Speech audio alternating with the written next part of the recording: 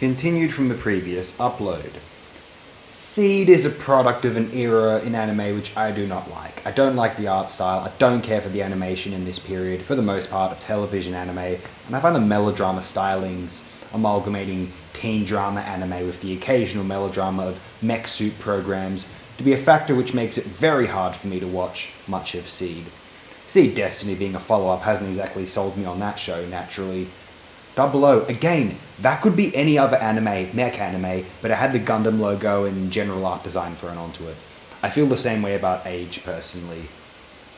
Reconquista in G is the best after Turn A, Tomino or bust, I guess. Kinetic animation, beautiful optimism, stellar colour scheme, and consistently quite fun to watch, G-Reco took the Gundam franchise in a fresh original direction, almost more than any other project in the history of the entire franchise.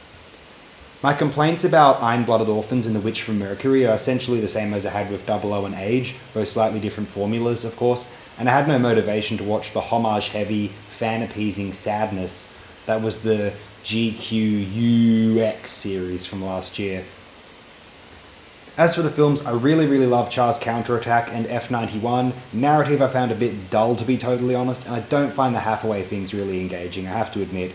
Kukuru's Doan's Island was a missed opportunity, too forced, a waste of good potential, didn't care for the art style much, and it just bloated a 20-odd minute episode of TV into a feature film which feels like a waste of time after you've seen it.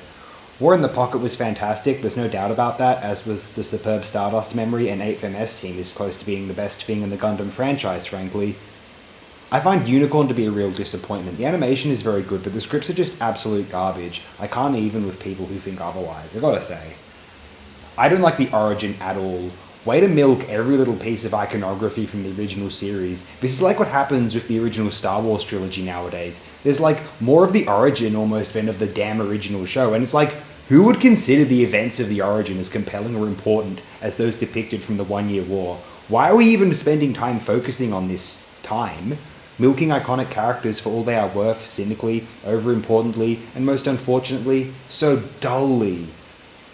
Thunderbolt I found a little bit dull, although it had more potential than most other Gundam projects of the 21st century, in my own opinion.